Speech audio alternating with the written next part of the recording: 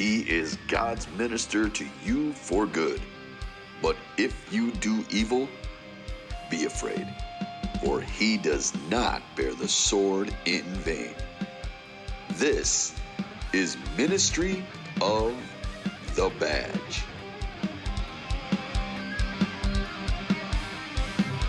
And somehow the police got left holding the bag. And so what happened was the Department of Justice, of course, California as well, but the Department of Justice opened up investigations into police practices. And so the trend has been Department of Justice, particularly under Democrat administrations, opens up what's called a pattern and practice investigation.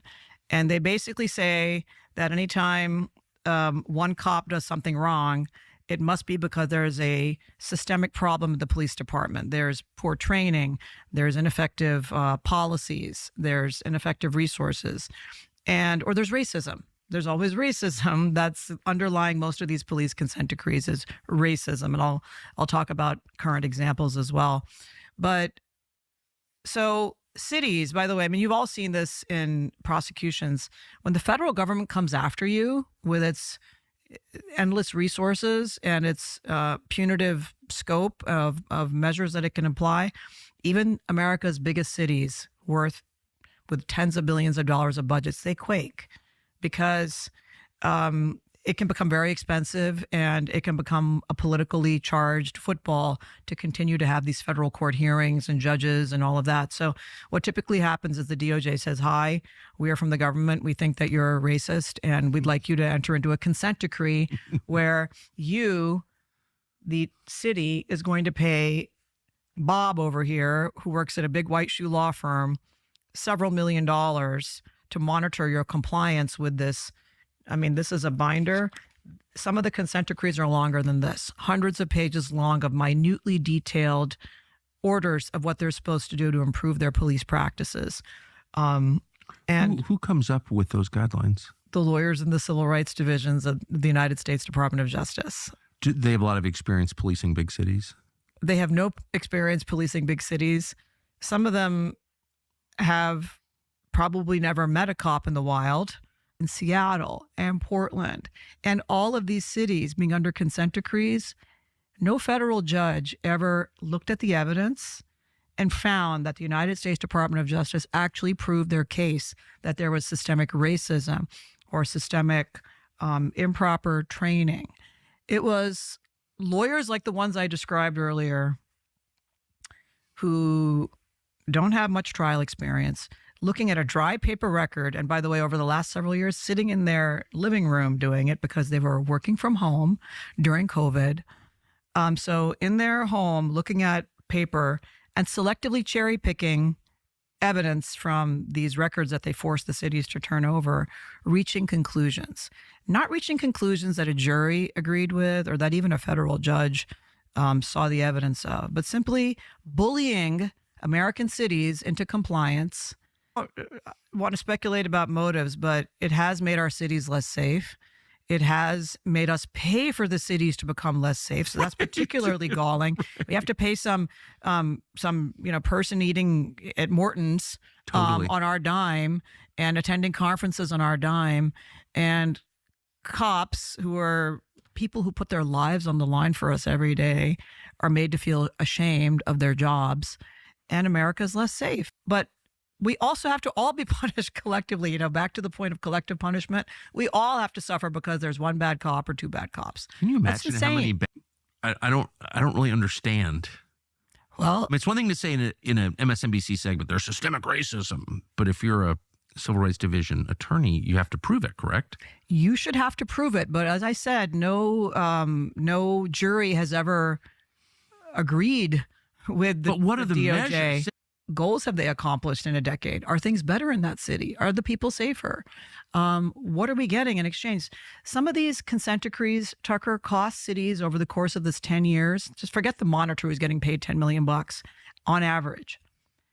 $200 million in some cases is what it costs a city or a county to comply with a decade-long consent decree. So in the end, the lawyers get rich and more people get shot to death. That is correct. That is the average outcome of a consent decree. wow, it's just so evil. It makes you think like maybe we just burn the system down and start again.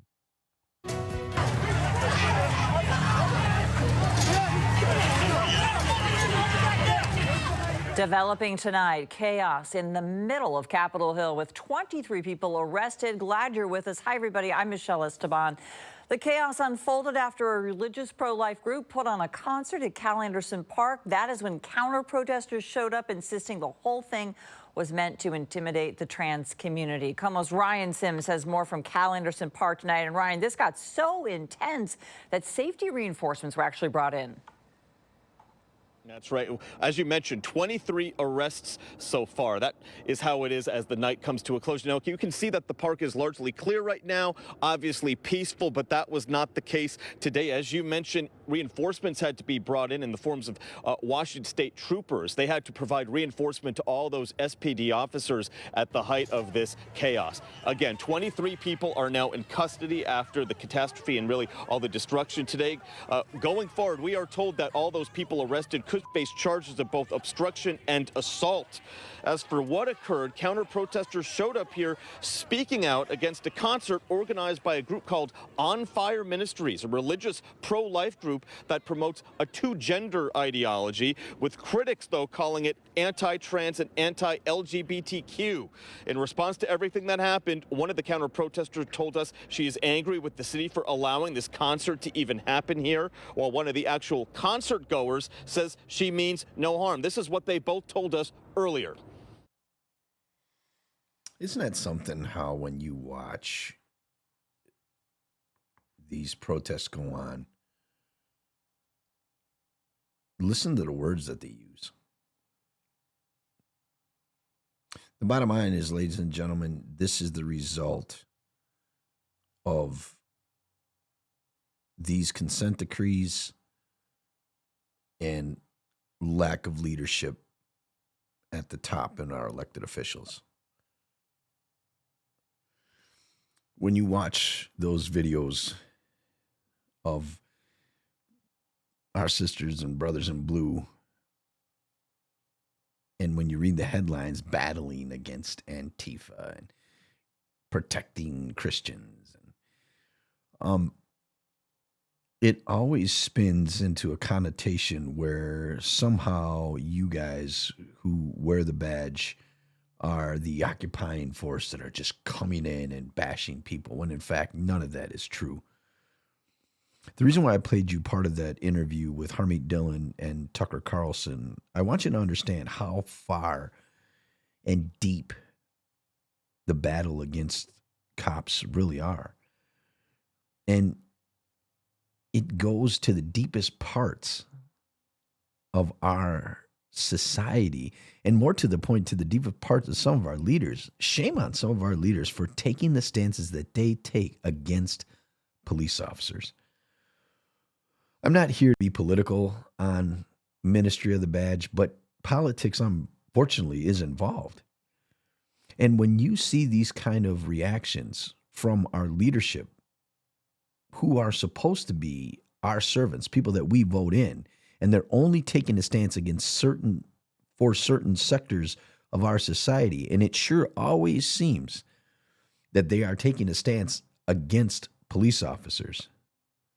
That's where I draw the line. And so I would really encourage you to watch that full interview with Harmeet Dillon and Tucker Carlson, because it has everything to do with this. It's not coincidental that that interview had come out, and I get nothing from Tucker. I don't know Tucker. I hope he doesn't. I don't get in trouble for playing part of that interview from his website. But I'll tell you what, it strikes home to the point that the war on cops has come from the federal government at one time, and it's been this way for a long time. This in Seattle goes way back to 2015. I spent the summer in Seattle years ago, 1989. I was over in Boy Scout camp, and I was a firearms instructor, and I spent, and Seattle was great. I remember I was going to get a job at the I can't remember. They would say it's a suburb outside of Seattle. Um, it's not Bremerton. I can't remember the department offhand, but I had planned on working out there and working near Seattle.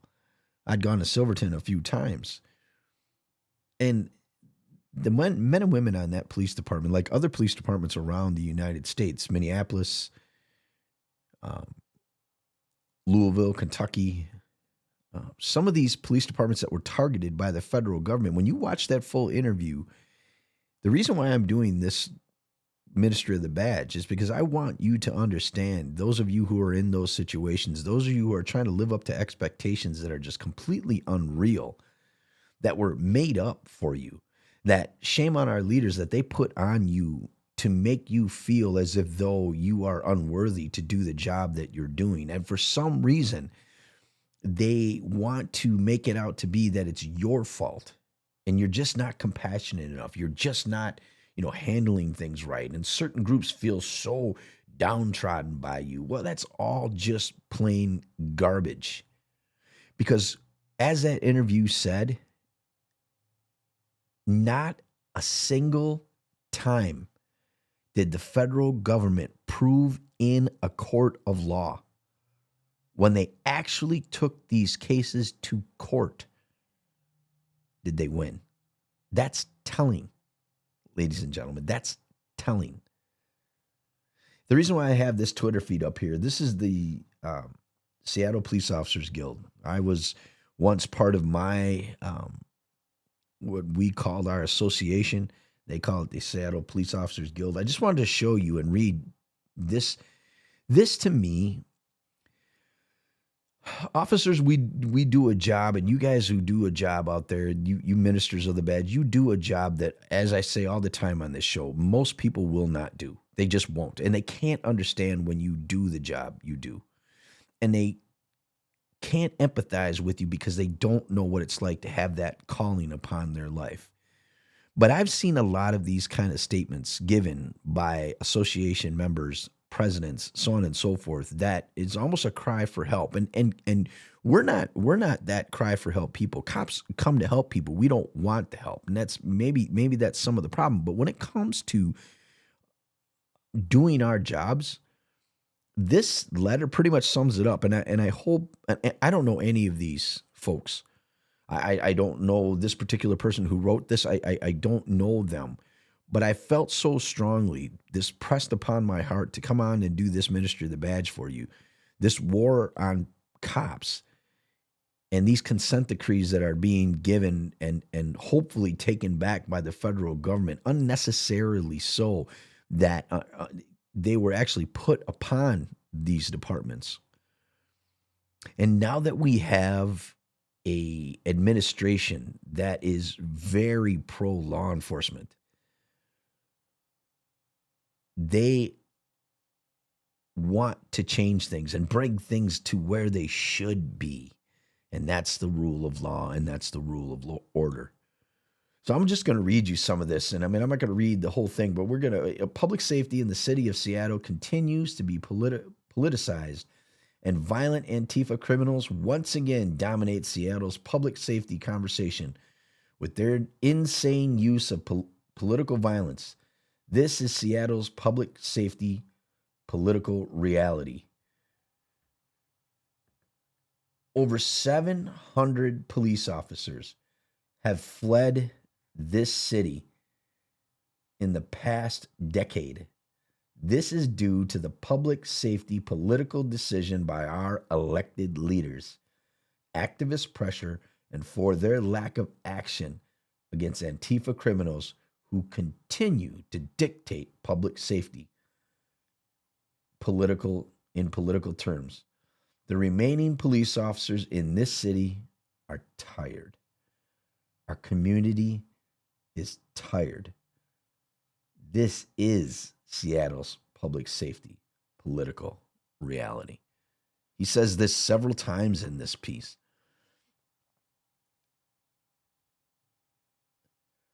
Over 700 police officers have fled this city.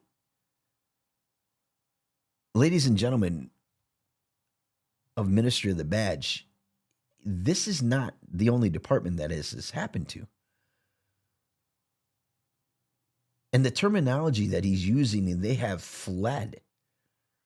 Cops don't flee from anything. They retreat back. They regroup and they go to do the job again. I watched the guys on our line in our own town get beat back with bottles and water bottles and pee bottles and all kinds of crap being thrown at them, and they had to regroup and come right back again. That's what cops do, but these guys are fleeing. And they're not fleeing because they're chickens or they're cowardly. They're fleeing because they have no sense of being backed up. Again, I don't know these people. I don't know any one of them on there. And if I do, I apologize. But if I can be any kind of encouragement to you, that's what I'm going to do. And I want to tell you to hold strong. I got a Bible verse for you in a minute. Let's continue to read. Time and time again, Seattle's public safety servants have been the tool or entity to blame for Seattle's woes. Despite this reality, SPOG members know that we lead the nation in policing accountability and that our accountability system is under full civilian management. Yeah, look at that video and see about civilian management. Yet we insistently hear political activists calling for more. This is Seattle's public safety reality, political reality. In the past 15 years, Seattle's tax base has spent well over $200 million to pay federal monitors and their staff in what appears to be the never-ending Department of Justice consent decree. Again, watch that full interview. This person's exactly right. Watch this full interview. This goes deep. Will it ever end? How many policies need to be changed? This is Seattle's public safety political reality. Given today's marks the 5th anniversary of George Floyd's death, we stood with Seattle during the 2020 George Floyd demonstrations. As the demonstrations turned riotous, we were then ordered to protect public buildings and infrastructure at all costs. As a result of these riots and political pressure, our elected leaders decided to surrender a police precinct. We were also prohibited from entering major sections of our city to answer 911 calls. People died as a result. Untold amounts of property destruction occurred. Scores of police officers were injured. The city paid out millions of dollars. Sadly, this was one of the major reasons that led to our current police staffing crisis. This is Seattle's public safety political reality. SPOG welcomes a mayoral review of yesterday's Seattle Parks Department's decision to allow a demonstration permit for families who wanted to exercise their First Amendment rights at Cal Anderson Park. We are struggling to understand why it was this park chosen and authorized, especially when this park is commonly known as the heart of Antifa land. We have no doubt that this city's decision, as naive or deliberate as it was, put police officers in the unattainable predicament. Whether it's our job or not, we were once again ordered to put ourselves into a political quagmire. SPOG understands we will once again get blamed, and more calls will be heard for more accountability. This is Seattle's public safety political reality. To be clear, we do not have the proper staffing to handle any more of these demonstrations that turn into mass arrests. Even more importantly, we as a police union understand that this city lacks the political will to allow police to use the necessary tools to hold back criminal mobs to protect life and property. This, once again, puts lives in danger. Haven't we learned from 2020? Will our prosecutors and judges hold these criminals accountable? Will the activists call for more police accountability? This is Seattle's public safety political reality. Presently, 28% of the city's remaining 847 deployable police officers, that's 284, are eligible to retire. If yesterday is a precursor of future events, we may see what was previously described as Seattle's summer of love, quote unquote, once again. This turns into Seattle's summer of violence and the decimation of a once renowned police force. This is Seattle's public safety reality. Moving forward, the Seattle Police Department is hiring.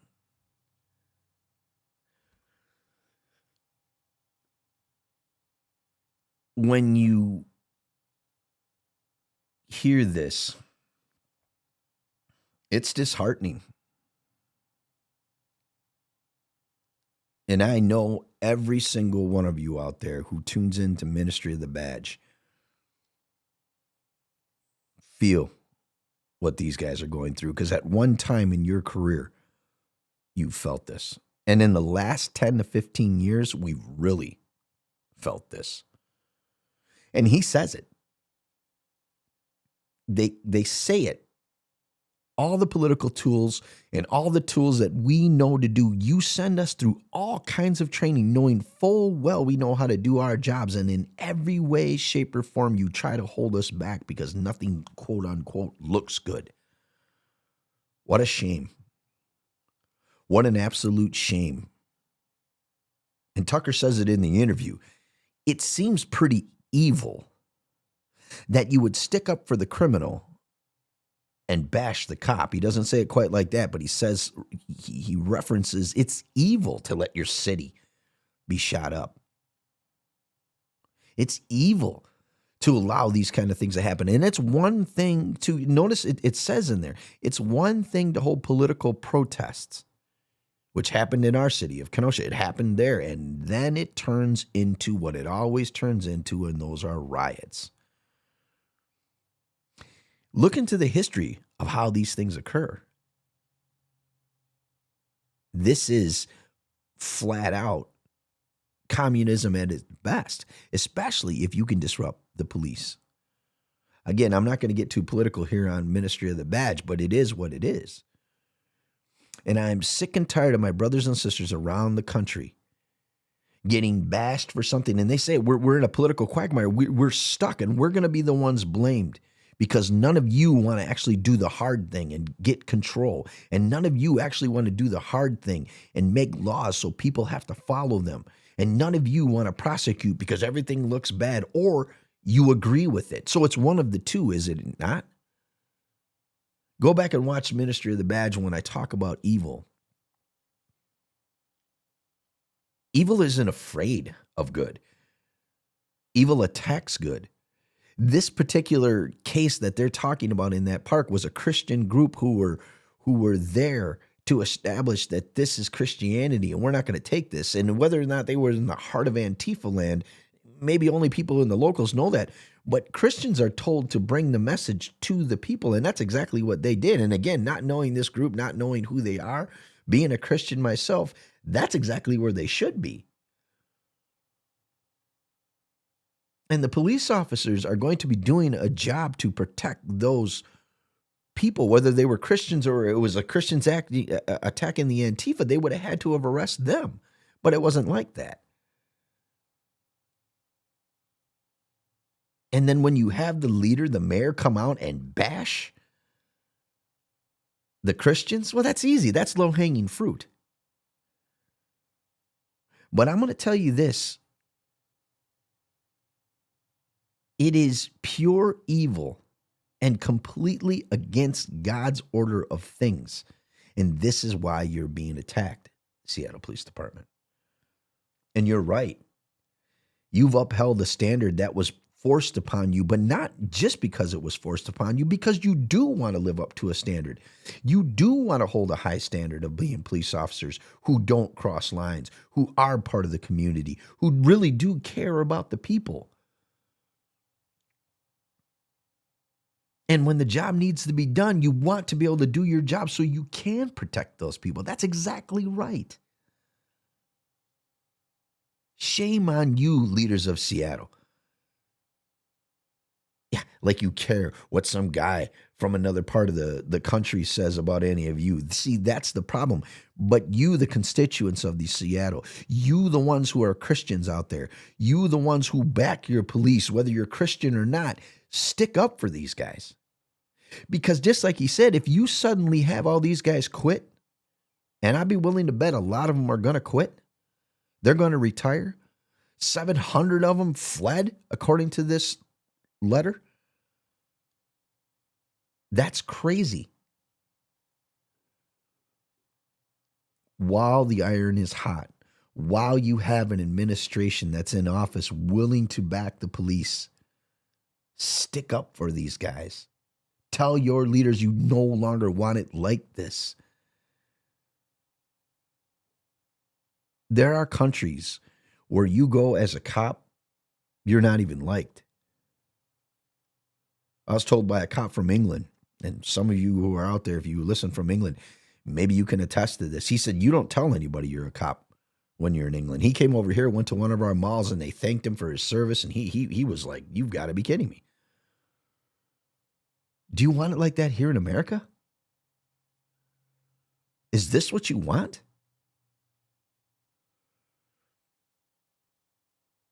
To my brothers in Seattle and sisters in Seattle,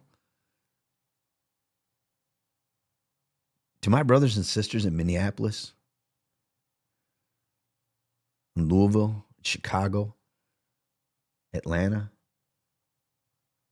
Memphis, some of you who are coming under scrutiny that you just are feeling so burnt out. And it's driving a wedge into your want. I can't blame you. I really can't. I can't say I don't understand. I can't say I don't understand. The President of the United States bashed our police department years ago, a few years ago, within this time frame. I can tell you how we felt. I can tell you how we felt when our governor came out and said things against us. So I can empathize with you. But it's clear that you are proud of your city, the Emerald City. It's clear that maybe you grew up there. Maybe that's what you always wanted to do, was be a cop in Seattle and just give back to your community. You see, when you ask most cops, that's exactly what they want to do. They want to give back. You see, I want to just help people. This letter is a cop's way of saying, come on, give us a break. Don't put us in this position. We don't want to be put in this position. Nobody wants to be put in this position. We're doing a job unlike most people do. We get it. You don't understand. We get it. We're going to get tossed around again. We get it, but we're getting tired. We're getting burnt out. Don't you see it? And before our city burns down, before you put us in a no-win situation with the summer coming up and everybody acting crazy, do something to help us. Tell these groups to knock it off. Tell these groups you're going to stand up for what's right.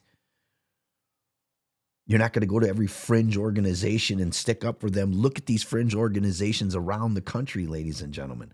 You're starting to see cracks in the army. You're starting to see the leadership doing and getting arrested for things. No way. No, you've got to be kidding me. You mean to tell me some people who are protesting against cops and doing whatever are scamming the system? No, I can't believe it. You mean to tell me that you have attorneys around the United States who are scamming these cities out of millions and millions of dollars while nothing changes?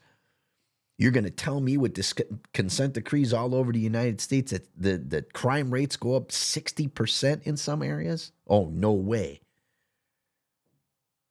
Go back and watch again the Ministry of the Badge, what I call the Ministry of Evil, and see why that is.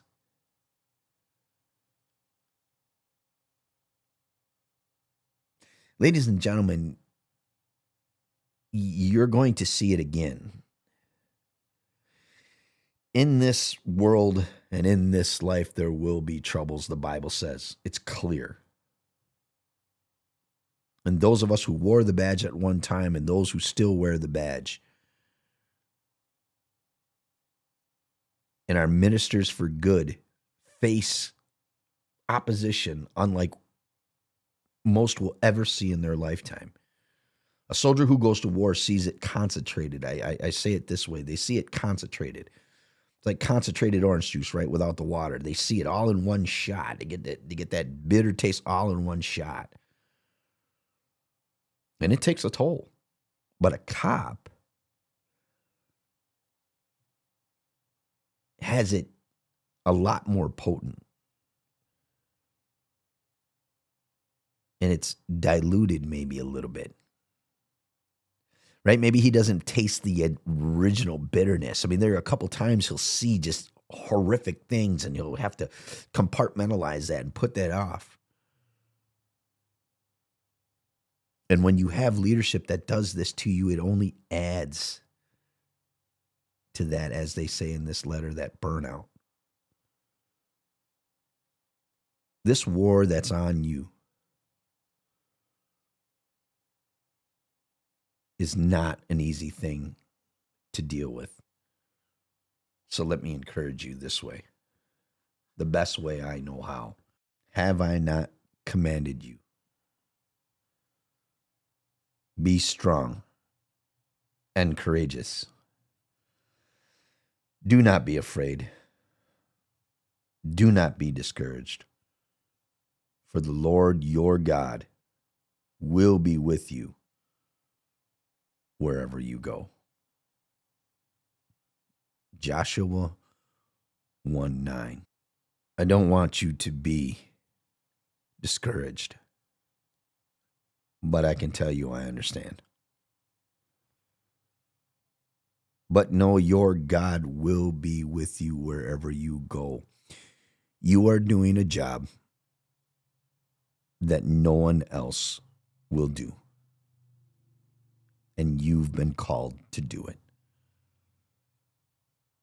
And if you cry out to the God who laid it upon your heart to do it, He will give you the courage to continue to do your job and do it well. And you can, without reservation, if necessary, use the force you need to use to maintain order, to maintain control. And you can hold your head up high knowing that while using that force and serving that community in that way during those hard times, you can do it because you are ministers for good. And sometimes that good requires those who are in it, requires them to use force necessary to gain control of the evil that you see. I wanted to do this ministry of the badge, and again, I wanted to highly encourage you to go back and watch that full interview with Tucker Carlson and our Assistant Attorney General, Harmeet Dillon. In the article from the Gateway Pundit, she makes a comment and says, see, this is exactly what I've been talking about. This is exactly what I was talking about these consent decrees. And for those of you leaders who are putting pressure upon your police officers, just remember, you too have been put in a position by God who brings up and takes down kingdoms. Your leadership is not in a vacuum. And you are the top executives of the executive branch of the government. And for you to go against your police, you are wrong. You are dead wrong. But I would encourage you to be strong and courageous and make the right decisions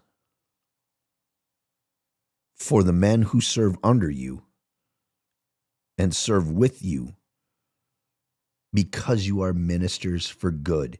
And in order for good to attain what it needs to, strong leadership has to let the police do what they need to do to keep control. So be strong. Be courageous. It's been commanded of you. And if you can't handle it, step aside and let someone else. And for those of you who are elected officials who do back your police, thank you. Thank you. For those chiefs of police who have lost their jobs backing their guys because it was the right thing to do, thank you. Thank you. You too be strong and courageous. Sometimes in the face of the enemy, it's going to get bad. I could use 1,001 cliches, right? About taking flak over the target, so on and so forth. But this war on police via these consent decrees, and you watch some of the video of these rioters protesting, and I saw it firsthand. It's coming again because evil realizes that good is on the hill. Evil realizes that it can't let good take a foothold. It's had control for quite some time. Those of you who are Christian, pray for your leadership. It's been commanded of us to pray for our leaders. But I want you to understand that someday, when the Christians are all gone from this world, and that could be any time, it will be unprecedented how bad it's going to be. Hope you're not caught in that environment. So I'm going to tell you, as I do on every program, if you're a person who wears the badge, you are a minister. As we studied in Romans, ministry of the badge, why? I would encourage you to go back and watch that episode. But I'm going to tell you, the only way to be the best warrior you can be, the only way to be the best servant of the people that you can be, the only way to be the best minister of the badge you can be is by being a servant of the King of Kings and the Lord of Lords, Christ Jesus. Hit subscribe and thank you.